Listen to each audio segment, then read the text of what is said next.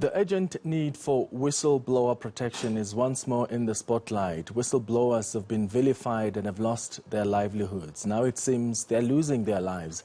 Gauteng Health Department's Babita Deokaran was gunned down yesterday. She was a witness in a probe into PPE patches irregularities. Let's discuss the protection or lack thereof for whistleblowers with investigative and legal matters journalist Mandy Wiener. Mandy, thank you so much for making time. You have written a book about whistleblowers. You spoke to many of them about why they decided to blow the whistle and how that has affected their lives. How did their lives change after blowing the whistle? What's the cost? Thanks, Clement. Well, the cost varies from one whistleblower to the other, but invariably it is relatively negative. So in some instances, there are positive outcomes where the consequences are certainly worth it for them. Money is returned to the fiscus and people are held to account. But in many of the instances of whistleblowing, whistleblowers themselves are treated as problematic. So they are pushed to the fringes of society. They are unemployed, they're unemployable, they're seen as difficult characters, as impimpies or pariahs. And then there are instances where whistleblowers are followed, where their security is threatened, and in the extreme, where whistleblowers are killed. So with Babita Deokaran, that is the worst case scenario. But sadly, it's not a new set of circumstances in South Africa. Yeah, I mean, even with Babita Deokaran, she herself was suspended on trumped-up charges. We spend a lot of time, Mandy, encouraging people to speak out against irregularities, against corruption, fraud, any wrongdoing. We want them to be brave and speak the truth, and yet we don't have protection for them. What does the law say, right, as it currently stands? The Protection Disclosure Act, has it been effective?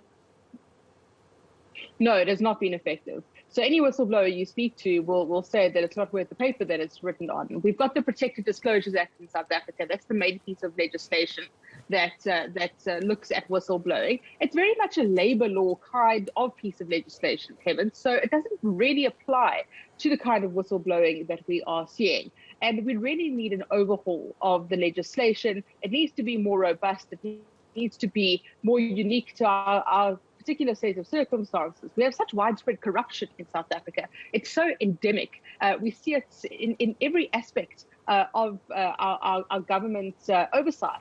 And that's why we need to make sure that whistleblowers are encouraged to come forward, that it is safe for them to come forward, that they are rewarded, and that we make it as safe and easy for them as possible. So that means we need new legislation. We also need, for example, a whistleblower house like they do in the Netherlands, which is a Chapter 9 organization where whistleblowers are able to get legal, physical, emotional, psychological support, and resources are not a problem. So we need to see a change if we are going to expect whistleblowers to come forward.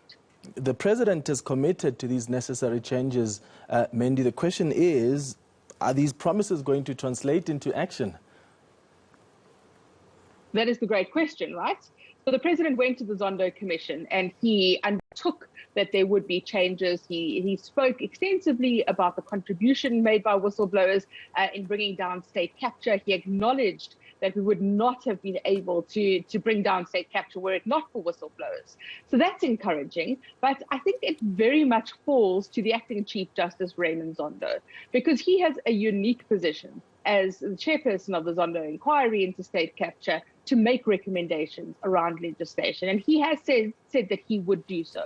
So that needs to happen. But his recommendations then need to be translated into real changes in the legislation. Because the only way we're going to protect whistleblowers is with legislation, if we make sure that they are rewarded. But then we also need a societal revolution in how we as society treat whistleblowers. Yeah, absolutely. We need to make it safe and appealing for people to do the right thing. What are the long-term consequences, Mandy, of not much being done to protect whistleblowers? And add to that, not much being done to hold those responsible to account for wrongdoing. Yes, it results in driveway shootings in the case like we're talking about now, unresolved cases in some instances, but there are also consequences for our state, right? It becomes a failed state. It becomes a failed state. It becomes a gangster state if we allow witnesses and whistleblowers to be killed in the way that they are, but then there are no consequences. So you look at the story of Jimmy Mokrala, who was the speaker of the Mbombela municipality, who was gunned down in 2009. Moss Parkway was a councillor in Rustenburg. He also exposed corruption. He too was shot. No one has ever been convicted for those crimes. And if somebody is watching what happened to Babita Deokaran, they are going to be deterred from blowing the whistle. And we cannot allow that to happen. So Corruption Watch released a report last week, Clement, called South Africa Needs Clean Hands. And in that report, they said that they've received more than 33,000 whistleblower reports between 2012 and 2020. Of these, 5,000 came from within local government. The only way that we'll be able to get to the bottom of corruption, to stop people feeding at the trough, to stop people looting taxpayer money, is if whistleblowers speak up. If people who know about it don't look the other way.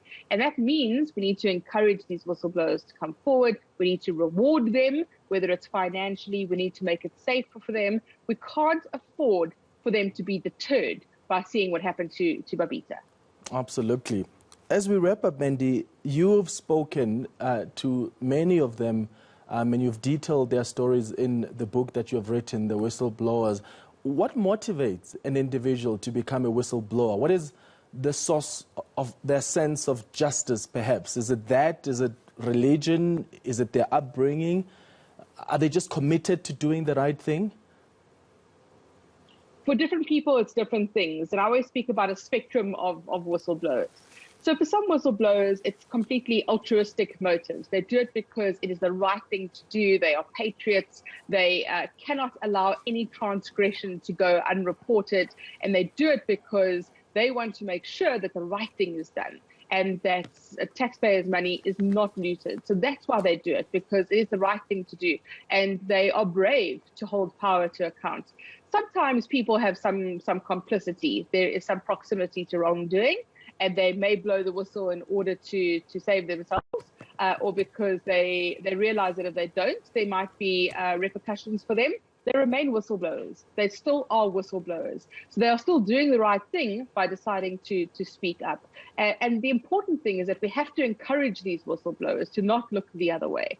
We need to encourage them to continue to be patriotic citizens and make sure that they don't allow people to steal, to be corrupt, because if they do choose to look the other way, Clement, then it's just going to be a free-for-all, and we will descend into a failed state.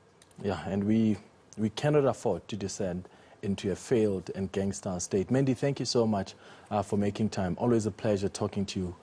Mandy Wiener, investigative journalist. She's written a book about whistleblowers.